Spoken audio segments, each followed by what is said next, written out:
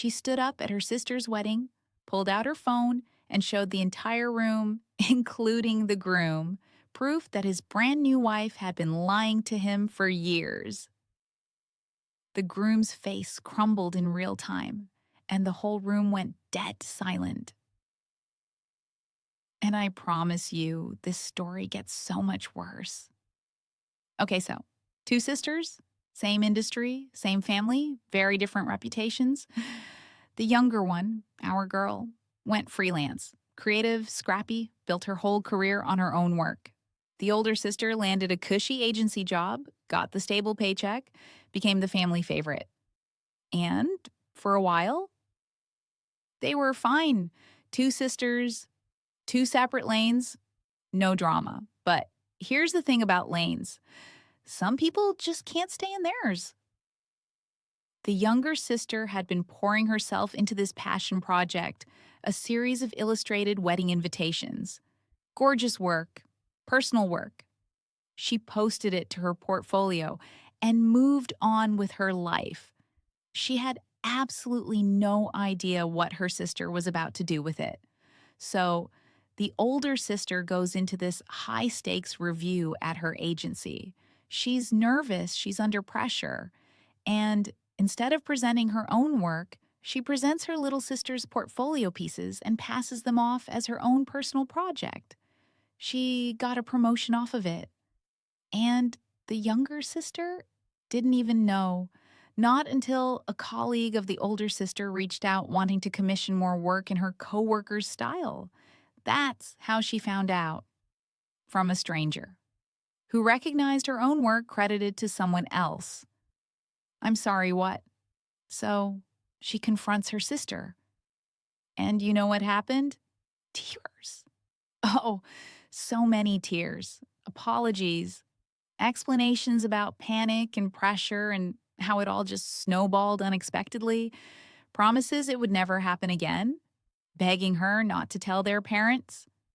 And because she loves her sister, because that's what you do with family, she forgave her. She let it go. And then it happened again. A logo concept she'd sketched and casually shared with the family showed up on her sister's employer's social media, credited entirely to the sister.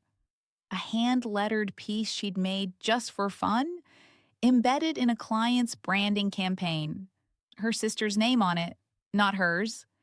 Every single time she confronted her, and she did, every single time, it was the exact same script. Tears, apologies, promises, silence, rinse, and repeat. Okay, this is where it gets insane. She never stopped forgiving her, and her sister never stopped stealing from her. Years of this, years. She tried to handle it privately because she loved her family and she didn't want to blow everything up. She kept choosing the quiet option, the gracious option, the option that protected everyone except herself. And then the wedding invitation happened.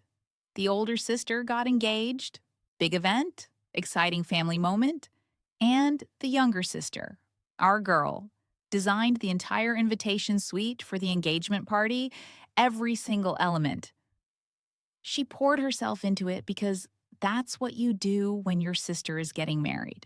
You show up, you contribute, you make it beautiful. The sister presented that invitation suite to her fiancé as her own work, not just casually mentioned it, actually built it into their love story. He fell even harder for her because of it. He thought he was marrying this incredibly talented, creative woman whose art reflected her soul.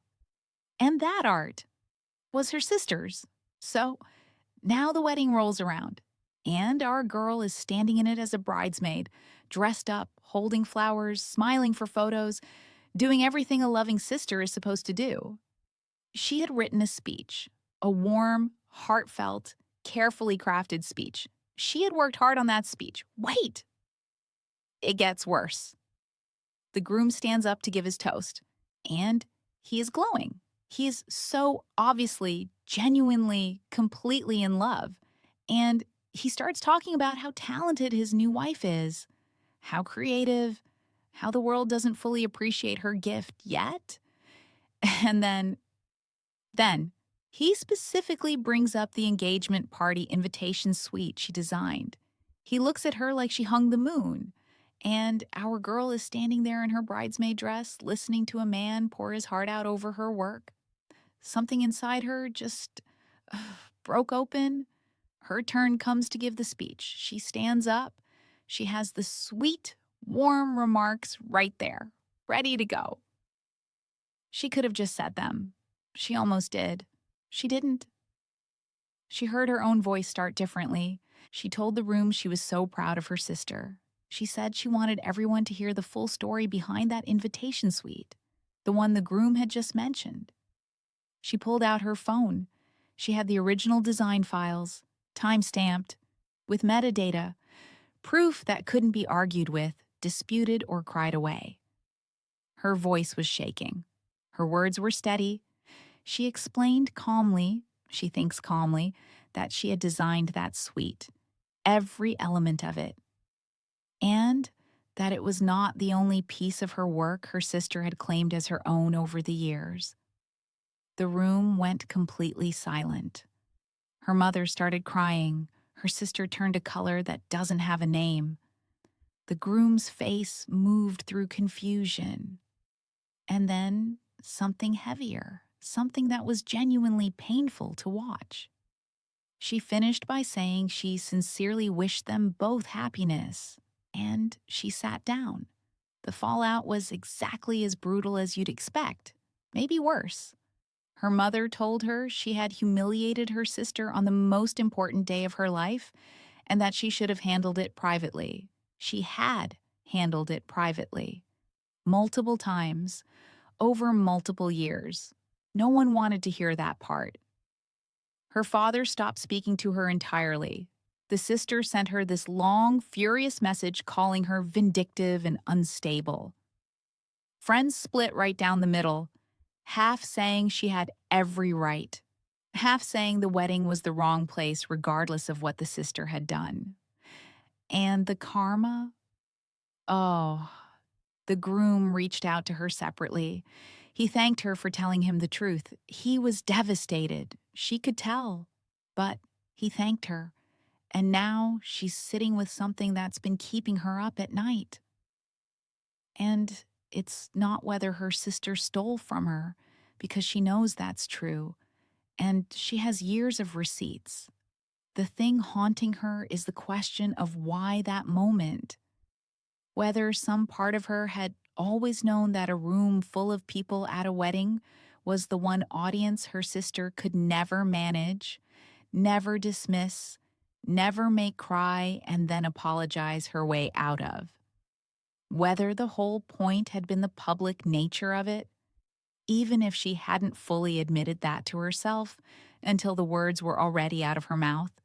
And if that's true, if she chose that moment on purpose, even subconsciously, does that make her the villain in a story where she was also genuinely, repeatedly, devastatingly wronged? She said she's not the same person she was before she picked up that microphone. She just doesn't know yet whether that's something to be ashamed of or something to finally be at peace with. And honestly, I've been thinking about that question since the second I heard this story. Because being pushed to your breaking point doesn't automatically make you the bad guy. But it also doesn't automatically make you the hero. So here's what I need you to answer in the comments right now. After years of being stolen from, confronted, forgiven, and stolen from again, after handling it privately every single time and getting absolutely nowhere, was she wrong to finally tell the truth, even if she chose the worst possible moment to do it? Drop your verdict below. Was she justified? Was the wedding too far? Or did her sister back her into a corner she couldn't escape from any other way? Next up, a story that made our entire team put down what they were doing and just stare at each other. You do not want to miss it. Subscribe so you never miss a single drop of drama. Stories shared on this channel are inspired by real experiences posted online. All details have been anonymized and rewritten. Any resemblance to specific individuals is coincidental,